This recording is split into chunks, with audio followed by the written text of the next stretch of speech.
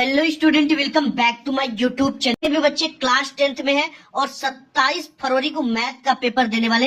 ये वीडियो उनके लिए सबसे ज्यादा इंपॉर्टेंट है। प्यारे बच्चों, आप लिख कर रख लेना, ये पूरी पेपर आपके एग्जाम में आएगा। और ये आप कोड देख सकते हो 822 BZ का। ये 100% वायरल कोड है और ये सभी जगह वायरल हो चुका है। आप चाहे जहां से हो ये पेपर को देख लेना, और आप अगर इस पेपर को देख लेते हो तो आपका मैथ में 70 में 70 बिल्कुल कंफर्म हो जाएगा। ठीक है, और ये जो पेपर है ये पूरी पेपर सॉल्यूशन के साथ है। आपको एक एक प्रश्नों को बच्चे आप अच्छी तरीके से तैयार कर लेना, ताकि तुमको 70 नंबर लाने से कोई भी ना रोक पाए। ये है 2026 गणित का 100% वायरल पेपर। सेम पेपर आपके एग्जाम में बनेगा बच्चा, सेम टू सेम पेपर आपके एग्जाम में बनेगा। पूरी क्वेश्चन यहीं से छपेगा। ठीक है, बिल्कुल भी परेशान मत होना, टेंशन मत करना, आपका भाई आपके साथ है। अगर ये पेपर एग्जाम से तुम्हें 1 घंटे पहले भी मिलती है तो तुम्हारा 70 में 65 नंबर बिल्कुल पक्का है, ये मेरी गारंटी है। ठीक है, 70 में 65 नंबर पक्का है, ये मेरी गारंटी है। यहाँ पे सबसे पहले पेपर मिलेगा बच्चा, तो यहाँ पे आपको अपना एडमिट कार्ड से अनुक्रमांक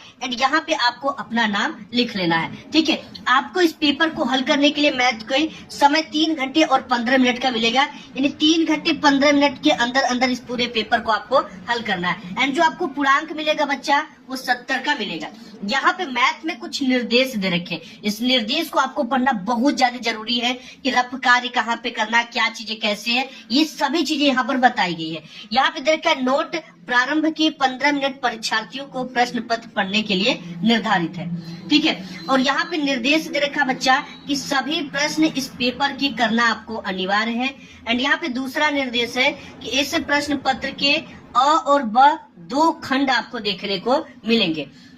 एंड यहाँ पे तीसरा निर्देश है कि खंड अ में आपको 1 अंक के 20 बहुविकल्पी प्रश्न है, जिनका उत्तर आपको ओएमआर उत्तरक पत्रक पे नीले अथवा काले बाल पॉइंट पेन से सही विकल्प वाले गोले को पूर्ण रूप से आपको काला या चिन्हित करना है। एंड यहाँ पे नेक्स्ट दे रखा है निर्देश कि ओएमआर उत्तरक पत्रक पे उत्तर अंकित किए जाने के पश्चात नहीं काटे तथा इरेजर वाइटनर आदि का प्रयोग आपको कदापि नहीं करना है। एंड यहाँ पे 5वां दे रखा है कि खंड ब में आपको 50 अंक के वर्णनात्मक टाइप के प्रश्न देखने को मिलेंगे। और यहाँ पे दे रखा है कि इस खंड में कुल 5 प्रश्न आपको टोटल देखने को मिलेंगे। एंड यहाँ पे नेक्स्ट दे रखा है कि प्रत्येक प्रश्न के आरंभ में स्पष्ट लिख दिया गया है कि उसके कितने खंड करने हैं। और यहाँ पे नेक्स्ट दे रखा है कि प्रत्येक प्रश्न के अंक उनके सम्मुख अंकित है, यानी कौन सा क्वेश्चन कितने मार्क्स का है ये उसके आगे लिख दिया गया है। एंड यहाँ पे नेक्स्ट दे रखा है कि प्रथम प्रश्न से आरंभ कीजिए और अंतिम प्रश्न तक करते जाइए, और जो प्रश्न ना आता हो उस पर आपको समय कदापि नष्ट नहीं करना है। यहाँ पे नेक्स्ट दे रखा है कि यदि रफ कार्य के लिए स्थान अपेक्षित है तो उत्तर पुस्तिका के बाएं पृष्ठ पर कीजिए और उसे काट दीजिए और उस पृष्ठ पर कोई भी हल मत कीजिए।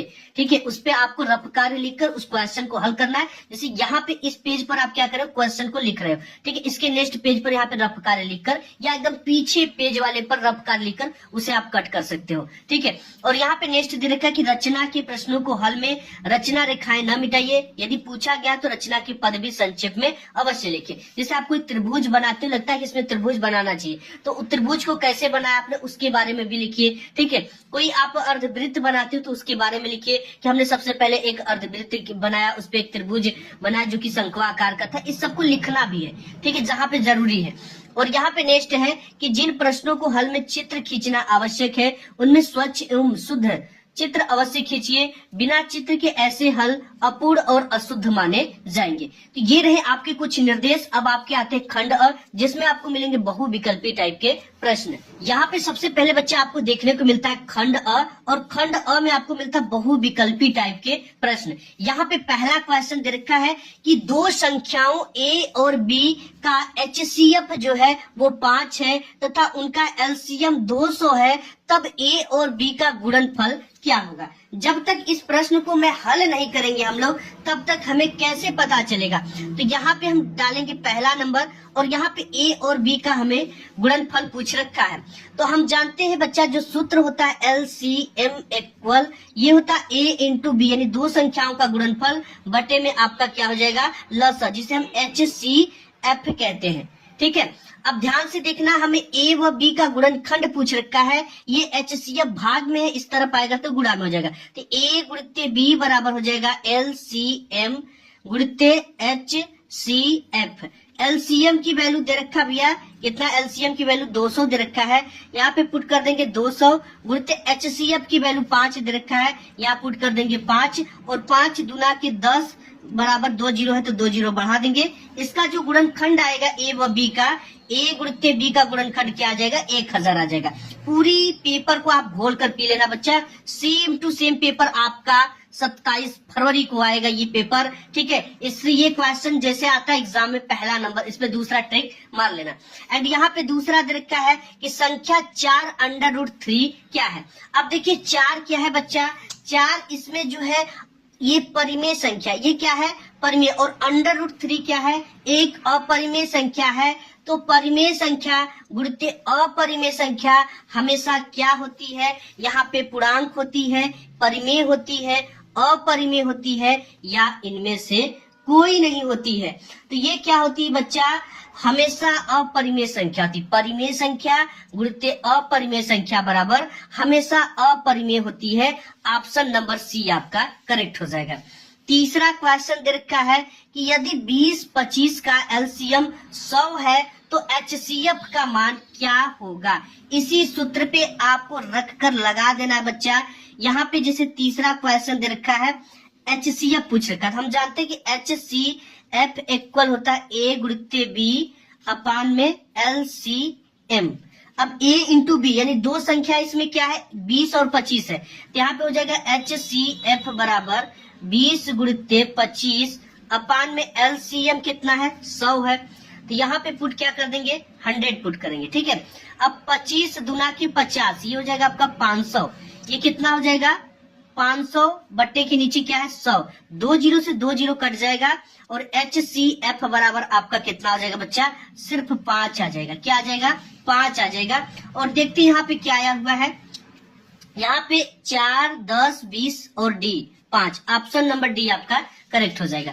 यहाँ पे नेक्स्ट क्वेश्चन दे रखा बच्चा चौथा, ये दे रखा है कि यदि 1/x² प्लस 6 बराबर 1/10 हो तो x की वैल्यू क्या होगी। अब इसको सवाल को कैसे हल करेंगे, यहाँ पर देखिए हम चौथा नंबर सवाल लिख लेते हैं कि क्या दे रखा है 1/x² प्लस 6, 1/x² प्लस 6 बराबर 1/10, यही सवाल है, बराबर 1/10। और इसमें हमको क्या करना है x के वैल्यू को फाइंड करनी है, ठीक है। ये कौन सी x की बात हो रही है, मैथ की x की बात हो रही है, ये मत समझ लेना कि कोई दूसरी x की बात की जा रही है। यहाँ पे सबसे पहले हम क्या करेंगे, इसका मल्टीप्लाई इधर कर देंगे और इसका इधर कर देंगे, इसका इसमें करेंगे, एक में करते थे x² प्लस 6 ही आएगा, उतना ही आएगा, और 10 का एक में करेंगे तो बराबर में 10 आएगा, ये चीजें निकल गई, ठीक है। अब बच्चा ये प्लस का 6 इधर प्लस है, पक्षांतर का रूल कहता है कि बराबर के उधर जाएगा तो ये माइनस हो जाएगा, तो x² बराबर 10 माइनस 6 बराबर आपका हो जाएगा x² बराबर 4। अब इन दोनों तरफ का हम वर्ग ले ले यानी अंडर रूट ले ले, इस तरह से इसका भी, तो स्क्वायर से जो अंडर रूट होता है वो कट जाता है, तो ये आपका बचेगा क्या यहाँ पे x, और √4 का जो वर्ग होता है बच्चा वो 2 होता है, और जब इसे लिखते हैं तो प्लस माइनस करके इस तरह से लिखते हैं, यानी x की जो वैल्यू हो गई हमारे जिंदगी में वो क्या हो गई 2 हो गई, ठीक है। यहाँ पे है प्लस माइनस का 2, अब यहाँ पे x की वैल्यू सिर्फ 2 है, ठीक है, ज्यादा वैल्यू मत देना आप। यहाँ पे पांचवा दे रखा है कि यदि समीकरण 2x² minus 8x plus c के मूल बराबर है तो c का मान क्या होगा।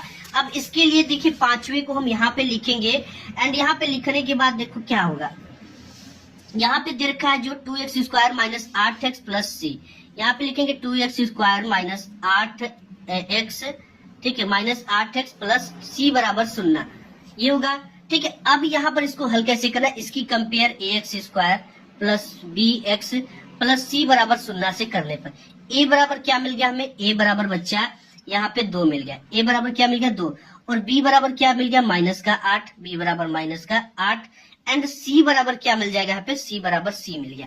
अब इसको हल कैसे करेंगे, हम जानते हैं विविधकर का जो फार्मूला होता है d बराबर b² माइनस 4ac होता है, ठीक है। अब अगर जिस बच्चे को थोड़ा लगता है कि मैं धीरे बता रहा हूँ तो आप थोड़ी सी वीडियो को स्पीड भी कर सकते हो, ठीक है। अब यहाँ पे d बराबर b का स्क्वायर माइनस 4 है। b की वैल्यू कितना है, b की वैल्यू माइनस का 8 है, तो ये 8 का स्क्वायर हो जाएगा, माइनस 4 है तो अपने जगह पे 4 लिखाएगा। a की वैल्यू क्या है, 2 है, तो यहाँ पे रख देंगे 2।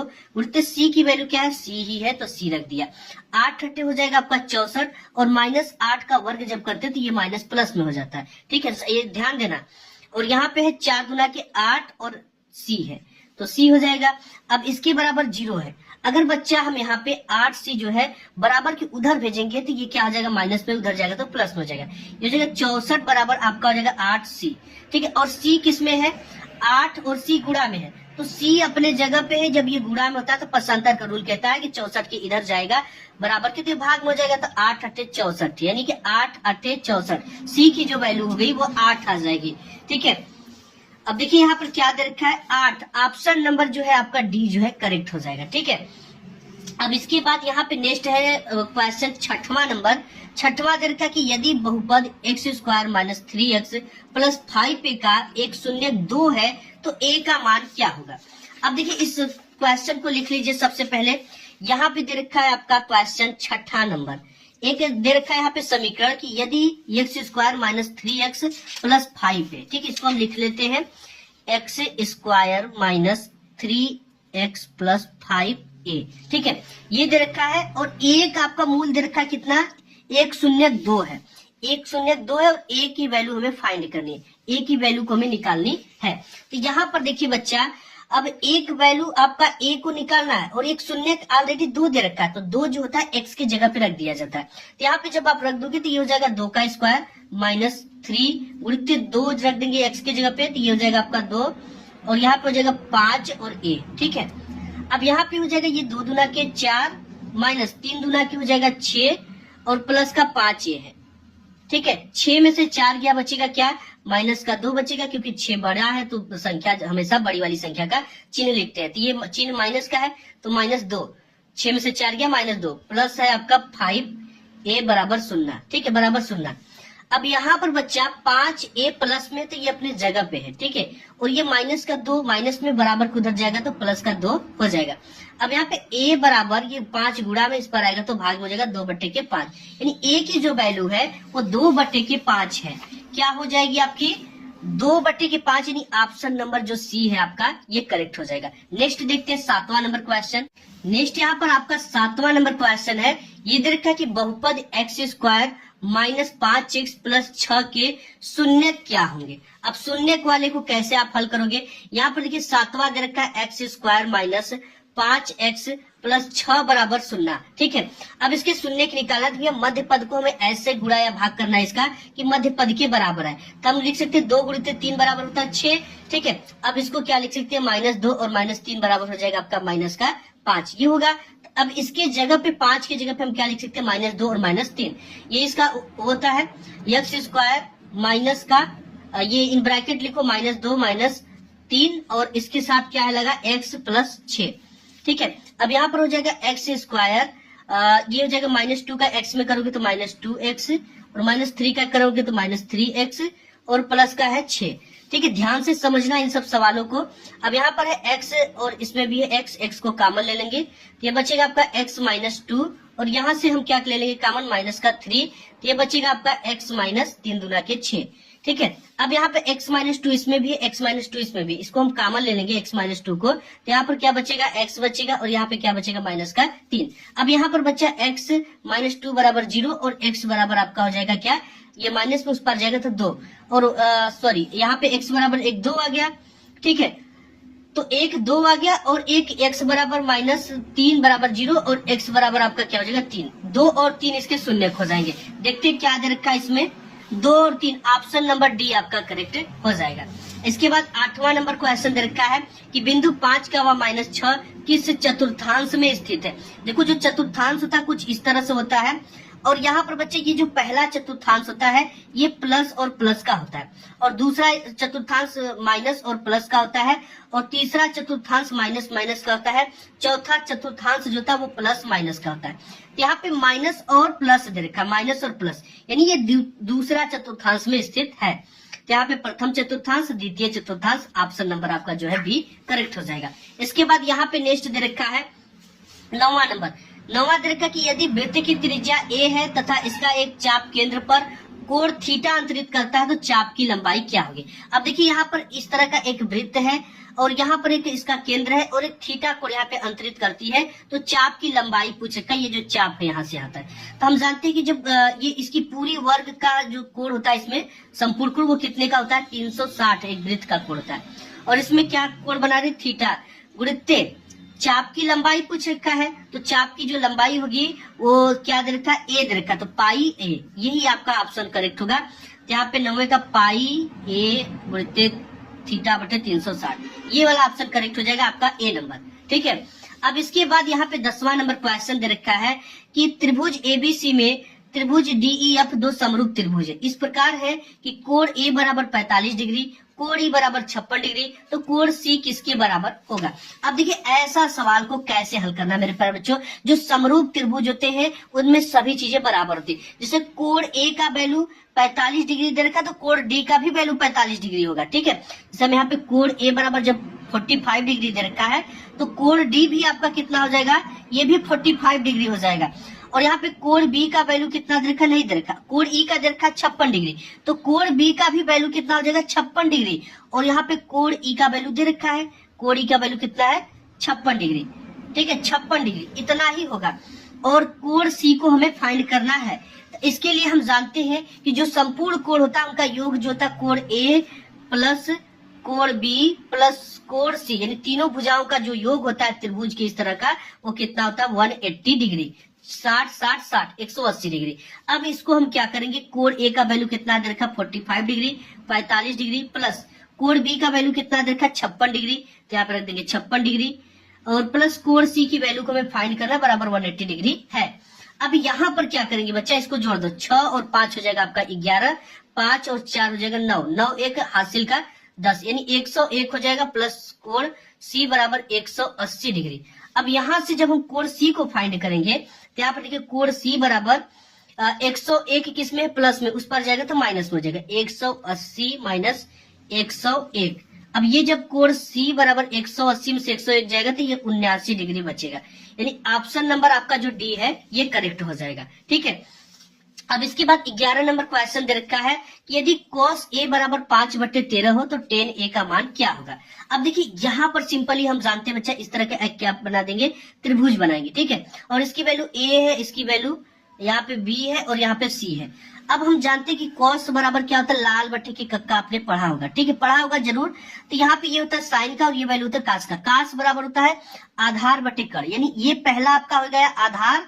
ठीक है, और ये नीचे वाला क्या हो गया कण, ये क्या होगा कण। तो आधार की वैल्यू कितना है 5, तो त्रिभुज का ये आधार होता है और ये 13 क्या होगा कण, तो ये होता है त्रिभुज का कण, सामने वाली भुजा जहाँ पे त्रिभुज कोण बनता है। अब हमें लंब को फाइंड कर लेना, तब हमें tan का आसानी से निकाल लेंगे। इसके बराबर कुछ नहीं तो इसको फाइंड करना। अब हम जानते हैं बच्चा कि कण का स्क्वायर बराबर आधार का स्क्वायर, आधार का स्क्वायर प्लस ये होता है प्लस लंब का स्क्वायर, प्लस लंब का स्क्वायर। ठीक है, अब कण बराबर कितना दे रखा 13, तो 13 का हम क्या कर देंगे वर्ग बराबर आधार का स्क्वायर कितना है 5 है, यहाँ पे रख देंगे आधार की जगह पे 5 का स्क्वायर प्लस लंब का स्क्वायर में फाइंड करना, मतलब बी और सी लंब है तो यहाँ पे बी और सी को स्क्वायर कर दीजिए। ठीक है, अब यहाँ पे 13 13 होता है 169, क्या होता है 169, और यहाँ पे 5 5 होता है 25 प्लस बी सी का स्क्वायर हो गया। ठीक है, अब ये जो 25 है इस पर प्लस में है तो इधर जाएगा बराबर के तो माइनस हो जाएगा, तो ये आपका हो जाएगा बी सी का स्क्वायर बराबर 169। ठीक है, 169 169 169 माइनस 25। अब इसमें से घटा देंगे तो आपका बी और सी का स्क्वायर क्या हो जाएगा। अब 9 में से 5 गया, बचेगा क्या 4, और 6 में से 2 गया 4 और 1, 144 जो वर्ग होता है बच्चा वो किसका होता है, वो होता है 12 का। ठीक है, अब यहाँ पे वर्ग है तो ये इन दोनों का रूट कर देंगे इस तरह से, तो स्क्वायर से रूट खत्म हो जाएगा, बचेगा क्या आपका BC और ये इसका जो हो जाएगा 12 वर्ग हो जाएगा। ठीक है, अब देखिए इसका जो वैल्यू आ गया BC का वो 12 आ गया। अब हम tan थीटा बराबर क्या जानते हैं, tan थीटा बराबर हम जानते हैं लंब बट्टे के आधार। क्या होता है लंब, लंब क्या है, लंब इसमें 12 है और आधार कितना है, लंब बट्टे आधार 5 है, तो इसका आंसर 12/5 आ जाएगा। देखते हैं क्या दे रखा है, 12/5, 12/5। ऑप्शन नंबर जो ए है आपका यही करेक्ट हो जाएगा। नेक्स्ट देखते हैं 12 नंबर क्वेश्चन। नेक्स्ट यहाँ पे 12 नंबर क्वेश्चन दे रखा है कि यदि cos थीटा बराबर 1 है तो tan थीटा का मान क्या होगा। अब देखिए यहाँ पे cos थीटा, देखो इसको ऐसे लिखेंगे, यहाँ पे लिखेंगे cos थीटा बराबर 1, और जो 1 होता है ये cos 0 अंश की वैल्यू होता है। cos थीटा बराबर इसकी वैल्यू क्या हो जाएगी, cos 0 अंश, और cos से cos कट जाएगा, थीटा बराबर क्या आ जाएगा, 0 अंश। अब tan थीटा की जगह पे रख देंगे क्या, 0 अंश। tan 0 अंश की जो वैल्यू होती है वो 0 होती है, तो ऑप्शन नंबर बी आपका करेक्ट हो जाएगा। इसके बाद यहाँ पे नेक्स्ट दे रखा बच्चा 13 नंबर क्वेश्चन। 13 नंबर क्वेश्चन की 2 tan 30 अंश 1 + tan स्क्वायर 30 अंश। अब यहाँ पे हम tan 30 अंश की वैल्यू को फाइंड कर देंगे आसानी से। tan 30 अंश की वैल्यू 1/√3 होता है। अब इसके जगह पर अगर हम रख दे तो क्या आ जाएगा हमारा, 2 गुणित्ते tan 30 अंश का मान क्या, 1/√3 बटे में 1 प्लस tan स्क्वायर 30 अंश है, यानी 1/√3 का क्या कर देंगे, स्क्वायर कर देंगे। अब ये हो जाएगा आपका 2 × 1 = 2, 2/√3 हो जाएगा। ठीक है, इसका मल्टीप्लाई हो जाएगा 2 का 1 में, और नीचे क्या हो जाएगा 1 प्लस 1/3 हो जाएगा, क्योंकि √3 का वर्ग करते हैं तो 3 हो जाता है। ठीक है, इस चीज का ध्यान देना। अब इसको बाद हम क्या करेंगे बच्चा, अब देखिए 2√3 यहाँ पे है, 2/√3 है। अब इसका 3 का मल्टीप्लाई इधर कर देंगे तो हो जाएगा 3, और 1 है तो 1 बटे में क्या आ जाएगा 3। अब यहाँ पर आपका बनेगा 2√3 बटे के 3, और 1 बन जाएगा 4 बटे के नीचे क्या है 3। अब इसको जब हम इस तरह से करेंगे बच्चा, देखिए हमारा क्या है 2√3, ये हो गया 2√3। अब इसको जब गुणा में करेंगे तो ये उल्टा हो जाता है। ठीक है, तो ये हो जाएगा 4/3 है तो 3/4, ये हो जाएगा 3/4, 3 और 2 मिलाकर हो जाएगा 6, और ये 4 और √3 क्या हो जाएगा 4√3, ये हो जाएगा 2/3 के 6, और ये हो जाएगा 2 दूना के 4, यानी ये हो जाएगा 3/2√3। ठीक है, अब √3 का ऊपर नीचे मल्टीप्लाई कर देंगे तो ये हो जाएगा 3√3 × 3। अब बटे में क्या हो जाएगा, 3 का मल्टीप्लाई 3 में करेंगे अंडर रूट में तो केवल 3 हो जाता है, 2 गुणित ये हो जाएगा 3। अब यहाँ पर हो जाएगा आपका 3 दूना के 6। ठीक है, ये आपका हो जाएगा 3√3 ऊपर है, और ये हो जाएगा 6। अब 3 × 1 = 3, 3 दूना के 6, यानी कि √3/2 आपका आंसर आना चाहिए। देखते हैं क्या दे रखा है, √3/2, यानी कि ऑप्शन नंबर ए आपका दे रखा है करेक्ट। अब इसके बाद यहाँ पर बच्चा 14 नंबर क्वेश्चन ये दे रखा है कि यदि tan अल्फा बराबर sin अल्फा हो तो अल्फा का मान क्या होगा। ठीक है, इसमें हमें अल्फा के मान को फाइंड करना है, तो इसको हम आसानी से फाइंड कर सकते हैं। कैसे फाइंड करना है, तो यहाँ पर देखिए हम tan अल्फा, tan बराबर हम क्या जानते हैं, tan थीटा बराबर हम जानते हैं sin थीटा बटे के cos थीटा, ये जानते हैं बचपन से ही। अब इसकी जगह पे हम लिख दे तो हमारा क्या हो जाएगा, sin अल्फा बटे के cos अल्फा बराबर क्या है, बराबर में sin अल्फा, sin अल्फा है। अब देखिए इसका मल्टीप्लाई इधर कर देंगे तो ये हो जाएगा आपका sin अल्फा बराबर, ये हो जाएगा sin अल्फा इंटू में क्या हो जाएगा cos अल्फा, cos अल्फा हो गया। अब देखिए हम क्या करेंगे, ये साइन इधर है बराबर के तो प्लस में, इस पर आएगा तो माइनस में हो जाएगा, ये हो जाएगा आपका साइन अल्फा माइनस के sine alpha into cos alpha. ठीक है, ये हो जाएगा, ध्यान से देखना, साइन अल्फा दोनों में साइन अल्फा को कॉमन कर लीजिए, साइन अल्फा जब कॉमन हो जाएगा तो यहाँ पे बचेगा 1 minus cos alpha, 1 minus cos alpha बराबर 0। ठीक है, अब यहाँ पर हमारा को साइन अल्फा की वैल्यू निकाले, साइन अल्फा ये गुणा में है, अगर बराबर के उधर जाएगा तो भाग में हो जाएगा, तो 0 बटे के 1 माइनस कॉस अल्फा, ये 0 का भाग 1 माइनस कॉस अल्फा का भाग 0 में देंगे तो पूरा क्या हो जाएगा, 0 हो जाएगा, अर्थात हमारा क्या आ जाएगा, डी ऑप्शन 0 करेक्ट हो जाएगा।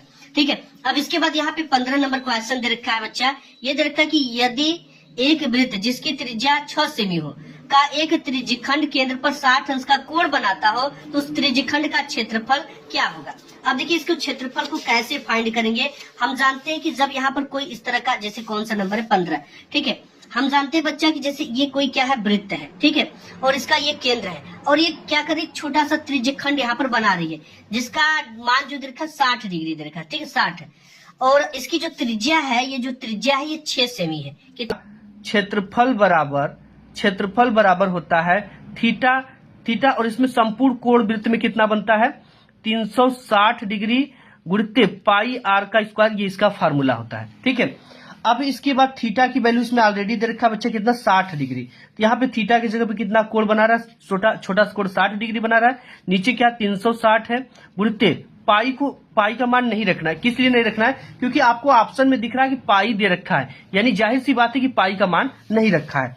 पाई और आर की जो वैल्यू है त्रिज्या, वो त्रिज्या 6 सेमी दे रखा है। तो यहाँ पे रख देंगे 6 का स्क्वायर। ठीक है, अब यहाँ पर 0 से 0 कट गया, 6 के 36, यानी कि ये हो जाएगा 1/6 गुणित पाई और 6 का स्क्वायर। ठीक है, ये 6 दो ठो यहाँ पे, एक स्क्वायर से एक 6 कट गया, तो आपका आंसर जो आ जाएगा 6 पाई और सेमी का स्क्वायर होता है भाई, क्षेत्रफल को सेमी का स्क्वायर लिखते हैं।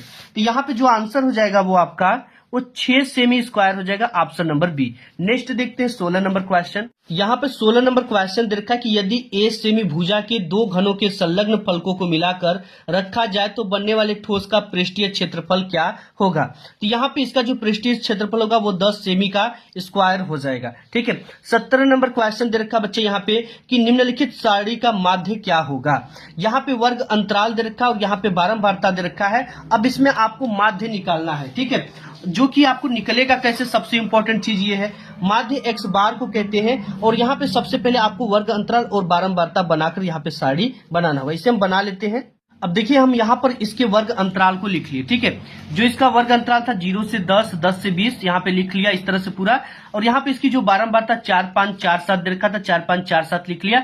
अब हमें दो चीजों को इसमें फाइंड करना है। एक तो मध्यमान आपको फाइंड करना है x की वैल्यू, x1 की, और एक आपका f इंटू x का वैल्यू फाइंड करना। मध्यमान को कैसे निकालते हैं, 10 और 0 को जोड़ देंगे 10 हो जाएगा, और 10 का आधा कितना होता है उसमें 2 का भाग दे देंगे 5 हो जाता है। और 20 और 30 को जोड़ेंगे तो ये हो जाएगा 30, 30 में 2 का भाग दे दोगे तो 15 हो जाएगा। मध्यमान का मतलब आधा होता है, 30, 20, 50, 50 में 2 का भाग दे दोगे 25 हो जाएगा। 40 और 30 हो जाएगा 70, 70 में 2 का भाग दे दोगे आ जाएगा आपका 35। ठीक है, अब हमको क्या करना है, देखिए बारंबारता को हम F1 से दिखाते हैं या F से दिखाते हैं और इसको X से दिखाते हैं। फिर यहाँ पे F इंटू X लिखा हुआ है, इन दोनों का आपको क्या करना है, मल्टीप्लाई करना है, गुणा करना। तो ये हो जाएगा 5 चौके आपका हो जाएगा 20, और ये हो जाएगा 15, 15, 30, 15, 45, 15, 60, 15, 25, 75। अब यहाँ पे हो जाएगा 25 चौका 100।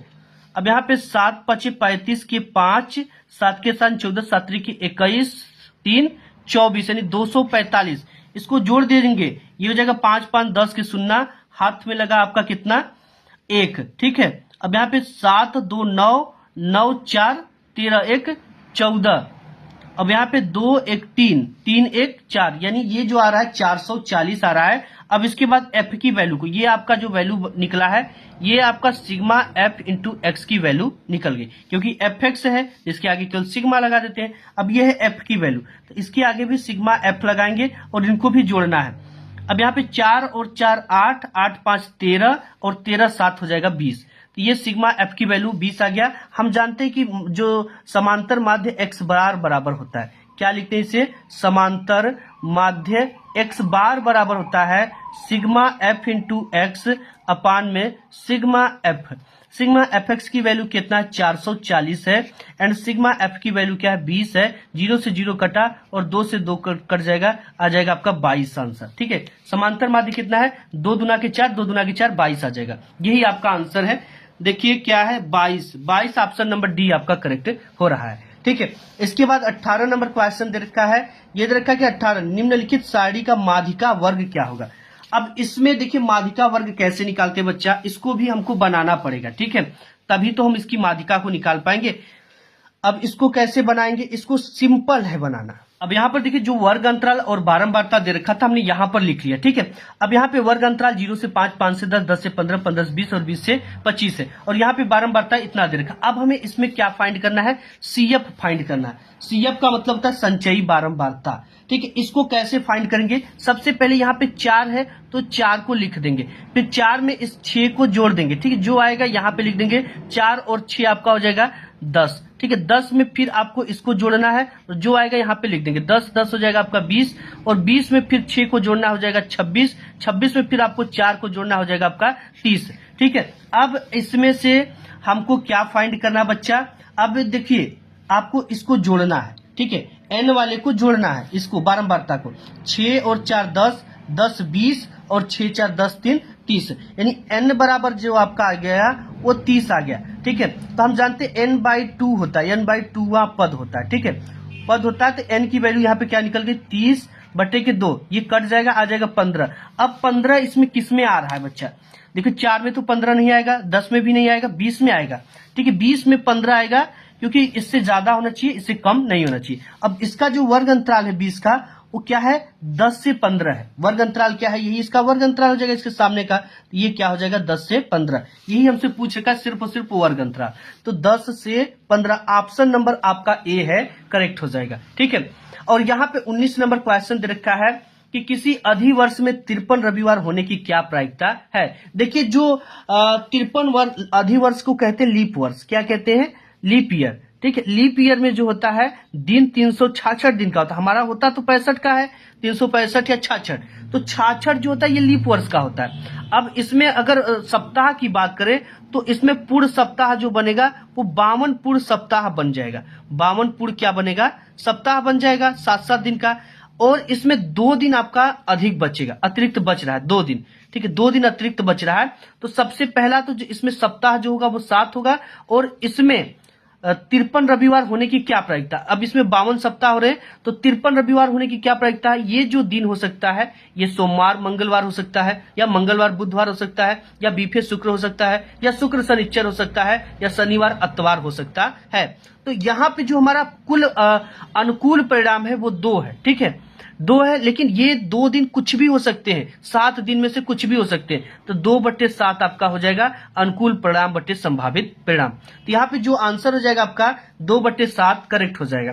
20वां नंबर क्वेश्चन यहाँ पे दे रखा बच्चा कि यदि एक घटना निश्चित रूप से घटती है तो इसकी प्रायिकता क्या होगी। जब भी कोई घटना निश्चित रूप से घटती है तो उसकी प्रायिकता हमेशा 1 होती है। क्या होती है, 1 होती है, इस चीज को ध्यान देना। अब इसके बाद आता है खंड ब, जिसमें आपको मिलेगा वर्णनात्मक टाइप के प्रश्न। अब यहाँ पर बच्चा आपका आता है खंड ब, और खंड ब में आपको मिलता है वर्णनात्मक टाइप के प्रश्न, और इसमें आपको 50 मार्क्स का ये पूरा क्वेश्चन होता है, और 20 मार्क्स का आपका बहुविकल्पी चला गया।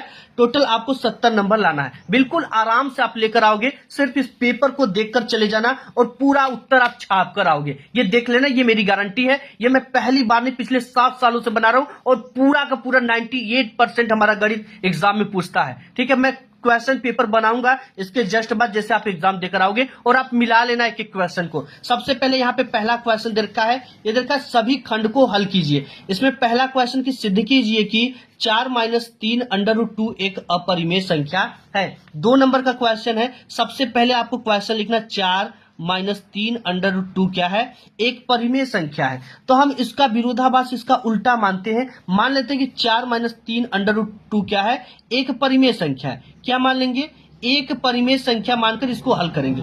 हम जानते हैं जो परिमेय संख्याएं होती है वो a/b के रूप में होती है, और इसका जो पूर्णांक होता है ना बच्चा, ये जो होता है परिमेय संख्या वो a/b के रूप में होती है, ठीक है। और a/b जो यहाँ पे है एक पूर्णांक है, एक क्या है, पूर्णांक है, और b = 0, यानी b बराबर आप 0 यहां पर नहीं मान सकते हो, इसका ये कहने का मतलब है। अब देखिए यहां पर जो होता है a/b बराबर एक पूर्णांक है, तो अब यहां पे है आपका 4, ठीक है, 4 - 3 √2 बराबर a/b। हम इसे क्या मान लिए, एक परिमेय संख्या मानकर इसको हल कर रहे हैं, ठीक है। अब यहाँ पे -3 √2, ये माइनस में अगर बराबर के उधर जाएगा तो ये प्लस में हो जाएगा, तो यहाँ पर हो जाएगा 4, और ये प्लस में बराबर की इधर आ जाएगा, तो a- आपका हो जाएगा b बराबर इधर क्या हो जाएगा 3 √2, ये हो गया।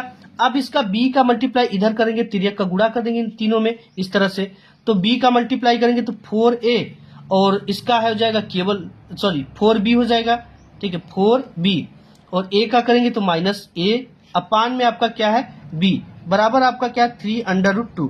अब ये 3 गुणा में इस पर आएगा तो क्या हो जाएगा, भाग में हो जाएगा, तो हो जाएगा आपका 4b - a/3b, ठीक है, 3b बराबर √2। अब यहीं से पूरा मसला आपका सॉल्व हो गया। अब देखिए ये जो है b, और ये एक पूर्णांक है, a व b क्या है, a व b जो है, a व b हमारा जो है एक पूर्णांक है, एक क्या बच्चा, एक पूर्णांक है। और ये जो है 4b - a/3b एक परिमेय संख्या है, 4b - a/3b जो है एक परिमेय संख्या है, एक परिमेय संख्या है, तब हमें अंडर रूट 2 क्या है, एक अपरिमेय संख्या हम जानते हैं। अंडर रूट 2 क्या है, एक अपरिमेय संख्या है, अपरिमेय संख्या है। अर्थात परिमेय संख्या बराबर, परिमेय संख्या बराबर अपरिमेय संख्या, अपरिमेय संख्या ये क्या है, विरोधाभास है, अर्थात ये संभव नहीं है। अर्थात हमारा जो 4 माइनस 3 अंडर रूट 2 है यह एक अपरिमेय संख्या है। इससे हमारा ये क्या हो जाता है, सिद्ध हो जाता है। ठीक है, इस तरह से आपको पूरा स्टेप समझ लेना, ऐसे स्टेप उतार देना जैसे यहाँ पे उतारा गया है।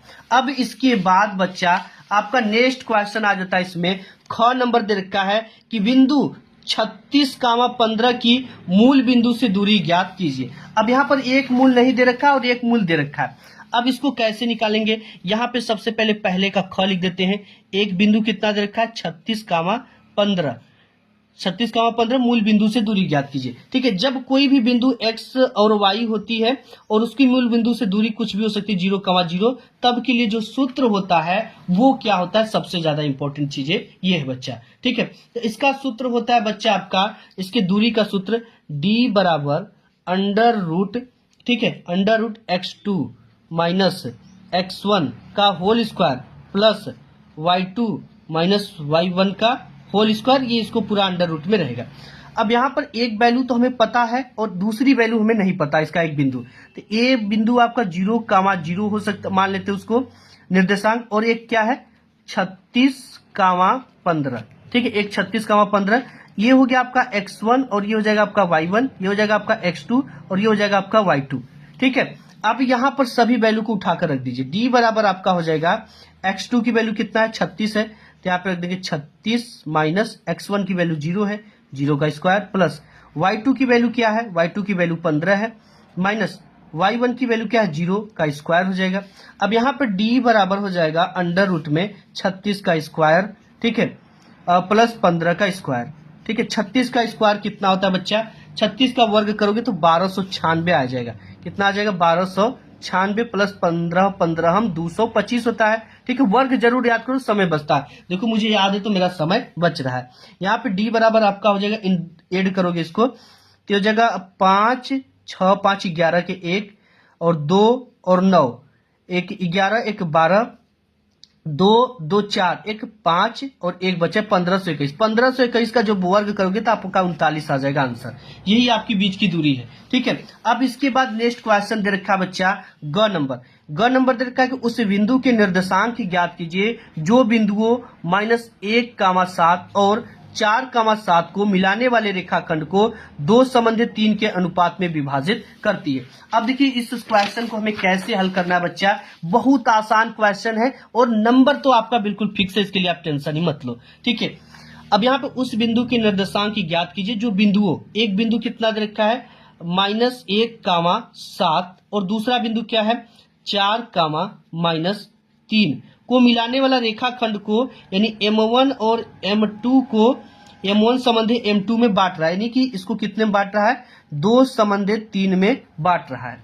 अब ये जो वैल्यू हो गई बच्चा, ये x1 की और ये y1 की, ये आपकी होगी x2 की और ये होगी आपकी y2 की, ये होगी आपकी M1 की वैल्यू और ये होगी M2 की वैल्यू। जब कोई बिंदु x, y और दूसरी बिंदु x2 और y2 एक दूसरे बिंदु को निर्देशांक M1 संबंधी M2 में विभाजित कर रही हैं, तब के लिए जो फार्मूला होता है, जो सूत्र होता है, वो x के लिए अलग होता है और y के लिए अलग होता है। तो यहाँ पे x बराबर जो आपका सूत्र होता है वो M1 x2 plus M2 x1 अपान में M1 प्लस M2। ठीक है, और y के लिए यही क्या हो जाता है, ये हो जाता है M1 y2 plus M2 y1, सीधे x के जगह पे सिर्फ y लिखते हैं और यहाँ पे हो जाएगा M1 प्लस M2। इसी वैल्यू को फाइंड करना हमें।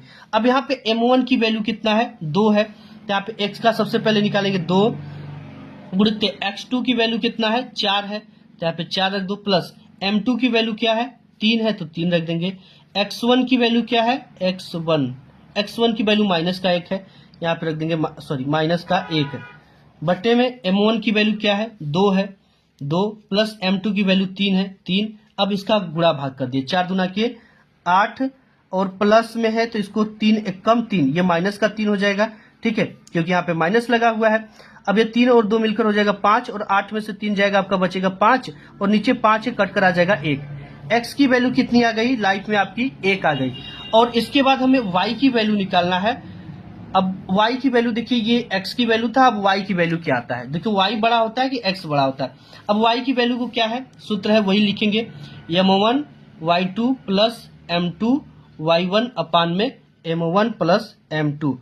अब यहाँ पर क्या हो जाएगा बच्चा, m1 की वैल्यू क्या है, 2 है, यहाँ पे रख दीजिए 2, गुणित y2 की वैल्यू क्या है, माइनस का 3 है, यहाँ पे देखिए y2 की वैल्यू माइनस का 3 है, तो यहाँ पे रख देंगे माइनस का 3, प्लस m2 की वैल्यू क्या है, m2 की वैल्यू 3 है, गुणित y1 की वैल्यू क्या है, y1 की वैल्यू 7 है, यहाँ पे पुट कर देंगे 7। अब इसके बाद m की वैल्यू 3 है, m की वैल्यू 2 है और इसकी 3 है, तो 3 2 5 हो जाएगा, ठीक है।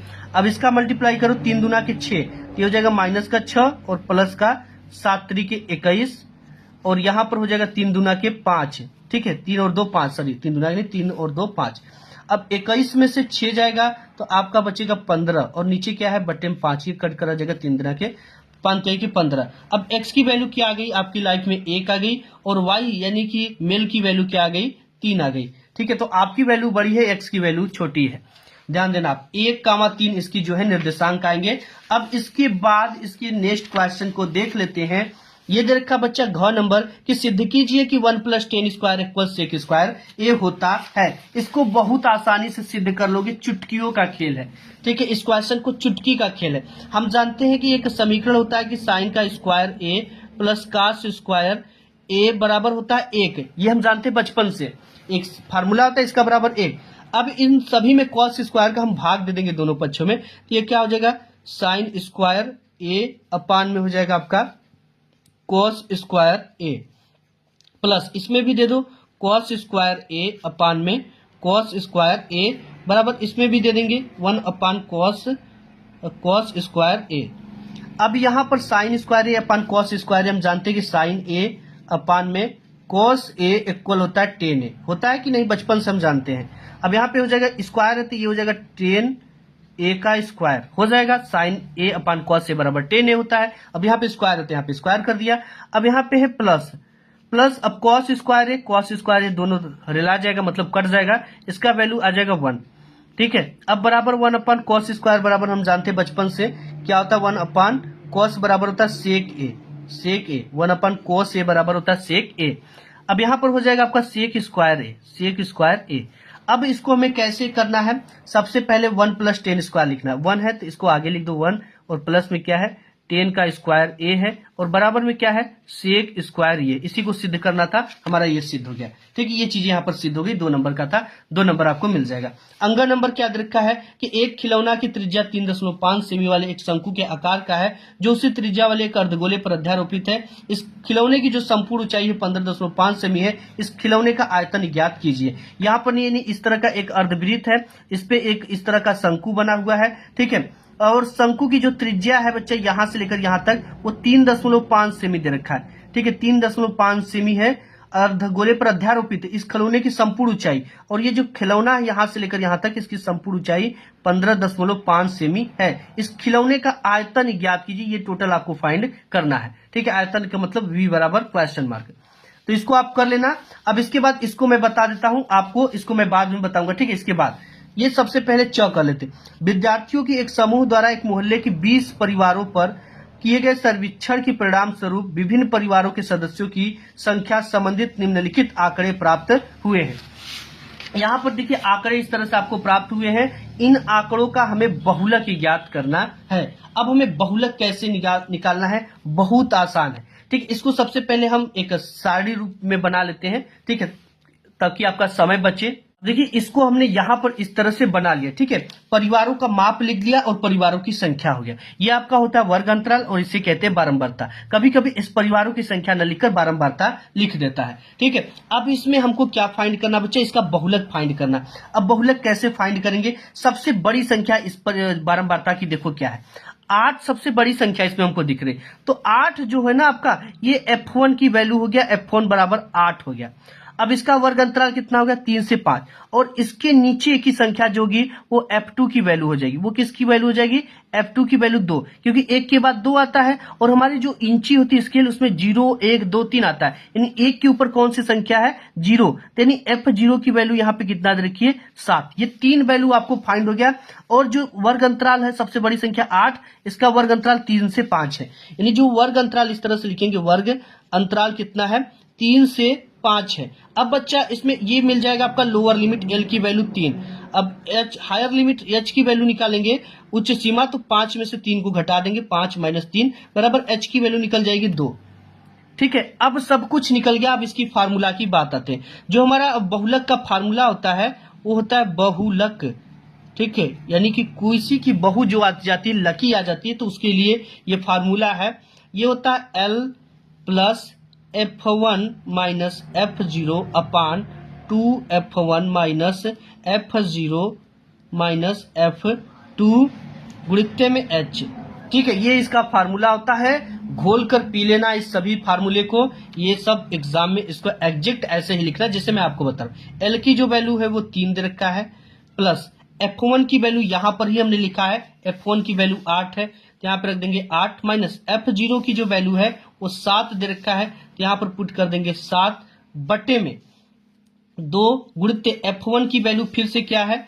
8 है, तो यहां पर हम पुट कर देंगे 8, माइनस f0 की जो वैल्यू है वो 7 है, तो यहां पे पुट कर देंगे 7, माइनस f2 की वैल्यू, f2 की वैल्यू क्या है? 2 है। ठीक है, यहाँ पे f2 की वैल्यू 2 है, तो यहाँ पे पुट कर दिया 2 गुणित h की वैल्यू हायर लिमिट हमने कितना निकाल लिया? 2, तो यहाँ पर हो जाएगा 2। अब इसी को हल कर देंगे, हमारा बहुलक आ जाएगा। यहाँ पे 3 प्लस 8 में से 7 गया 1, 8 दूना के 16, 8 दूना के 16 माइनस 7 और 2 हो जाएगा आपका 9, गुणित्य में आपका क्या है? 2। अब इसके बाद हम क्या करेंगे? 3 प्लस 2 का मल्टीप्लाई इधर कर देंगे, 2 बटे के 16 में से 9 जाएगा, बचेगा 7। अब यहां पर क्या करेंगे? 7 और यहां पर 1 मानकर इसका हम क्या कर देंगे? 3 का गुणा, 7 के साथ 14, 7 के 21 और प्लस 1 दूना के 2 बटे में 7, और ये हो जाएगा आपका 23 बटे के 7। अब इसका 7 के साथ 14, 7 के 21, 3.2 इस तरह से करके आएगा। यही इसका आंसर हो जाएगा 3.2। ठीक है, अब इसके बाद इसका नेक्स्ट देता है आपका दूसरा नंबर। नेक्स्ट बच्चे यहाँ पे दूसरा नंबर क्वेश्चन दे रखा है कि किन्हीं 5 खंडों को हल कीजिए। अब इसमें क नंबर दे रखा है कि द्विघात बहुपद 3x square minus x minus 4 के शून्य की ज्ञात कीजिए और शून्यकों तथा गुणांकों के बीच संबंध की जांच भी कीजिए। 4 नंबर का क्वेश्चन है। ख नंबर दे रखा है आपका ऐसी 2 संख्याएं ज्ञात कीजिए जिनका योग यानी x प्लस y 2 संख्या जिनका योग 27 है और गुणनफल 182 यानी x इंटू y का गुणनफल कितना हो? 182 हो। इसको आपको हल करके इसकी वैल्यू को फाइंड कर लेना है। ग नंबर दे रखा है कि सिद्ध कीजिए कि वृत्त के किसी बिंदु पर स्पर्श रेखा स्पर्श बिंदु से जाने वाली त्रिज्या पर लंब होती है। ये 4 नंबर का है। घ नंबर क्वेश्चन दे रखा है कि सिद्ध कीजिए कि यदि 2 त्रिभुजों में संगत कोण बराबर हो तो उनकी संगत भुजाएं एक ही अनुपात में समानुपाती होती है और इसलिए ये त्रिभुज समरूप होते हैं। अंगा नंबर यहाँ पे दे रखा है कि नीचे दिए हुए बंटन सारणी का एक कक्षा के विद्यार्थियों के भार को दर्शा रही है। विद्यार्थियों की माध्यिका याद कीजिए। यहाँ पे माध्यिका निकालना और यहाँ पे जो है आपका सभी वैल्यू दे रखा है। 6 नंबर दे रखा बच्चा कि एक डिब्बा में 5 लाल कंचे, 8 सफेद कंचे और 4 हरे कंचे हैं। इस डिब्बे में से एक कंचा या दृश्यता निकाला जाता है। इसकी क्या प्रायिकता है कि निकाला गया कंचा जो है लाल है, इसकी क्या प्रायिकता है? सफेद है, क्या है? हरा नहीं है, इसकी क्या प्रायिकता है? नेक्स्ट देखते हैं आपका। नेक्स्ट आपका यहाँ पे तीसरा क्वेश्चन है कि संख्याओं की उस सूची के प्रथम 24 पदों का योग ज्ञात कीजिए जिसका nवां पद an प्लस 3 प्लस 2n से दिया जाता है। ये 6 नंबर का क्वेश्चन। अथवा अगर ये नहीं आता तो 2 अंकों से बनी एक संख्या एवं उसके अंकों को उलटने पर बनी संख्या का योग 66 है। यदि संख्या के अंकों का अंतर 2 हो तो वह संख्या याद कीजिए। ये आपको 6 नंबर में क्वेश्चन पूछा है। चौथा क्वेश्चन दे रखा है कि आंधी आने पर एक पेड़ टूट जाता है, यानी एक इस तरह का लंबा सा पेड़ रहता है। आंधी आने पर कुछ इसका हिस्सा जो होता है टूट जाता है। टूटा हुआ भाग इस तरह से मुड़ जाता है कि पेड़ का शिखर जमीन को छूने लगता है। इस तरह से ये मुड़ता है। इसका जो शिखर है वो जमीन से क्या करने लगता है? छूने लगता है और इसके साथ जो है 30 अंश का कोण भी बनाने लगता है। पेड़ के पाद की बिंदु, ये इसके पेड़ की पाद की बिंदु है। यहाँ पे पाद बिंदु की दूरी जहां पेड़ का शिखर जमीन को छूता है 8 मीटर है। इसकी दूरी जो है 8 मीटर दे रखा है। पेड़ की ऊंचाई ज्ञात कीजिए। इस पेड़ की जो संपूर्ण एच है इसको आपको क्या करना है, फाइंड करना है। 6 नंबर का क्वेश्चन है। अगर ये नहीं आता तो आप इसको भी हल कर सकते हो कि 7 मीटर ऊंचे भवन के शिखर से केबल टावर के शिखर का उन्नयन कोण 60 अंश है और उसके पाद का अवनमन कोण 45 डिग्री है। टावर की ऊंचाई ज्ञात कीजिए। ये भी 6 नंबर का क्वेश्चन है। अब इसके बाद यहाँ पे 5वां क्वेश्चन दे रखा है। 7 सेमी भुजा वाले घनाकार ब्लॉक के ऊपर एक अर्धगोला अध्यारोपित है। अर्धगोले पर अधिकतम व्यास क्या हो सकता है? इस प्रकार बने ठोस का पृष्ठीय क्षेत्रफल भी ज्ञात कीजिए। ये भी क्वेश्चन आपका 6 नंबर में है। अथवा अगर ये भी नहीं आता आपको तो आप इसको कर लेना कि 20 सेमी त्रिज्या वाले एक वृत्त की कोई जीवा केंद्र पर 60 अंश का कोण अंतरित करती है। संगत लघु और दीर्घ वृत्त खंडों का क्षेत्रफल ज्ञात कीजिए। ये क्वेश्चन 6 नंबर का है। तो ये सभी क्वेश्चन पूरा पेपर को अच्छी तरीके से तैयार कर लेना। अगर इसका सॉल्यूशन चाहिए तो आप सॉल्यूशन कमेंट कर देना। ये जितने क्वेश्चन बचे इनका सॉल्यूशन मैं आपको दूंगा और ये तैयार कर लेना। एग्जाम में हूबहू क्वेश्चन आएंगे और आप इसको बनाकर चले आना। आज की इस वीडियो में बस इतना है। वीडियो पसंद है तो लाइक करना, अपने दोस्त यार में से शेयर करना। मिलूंगा एक नेक्स्ट वीडियो में।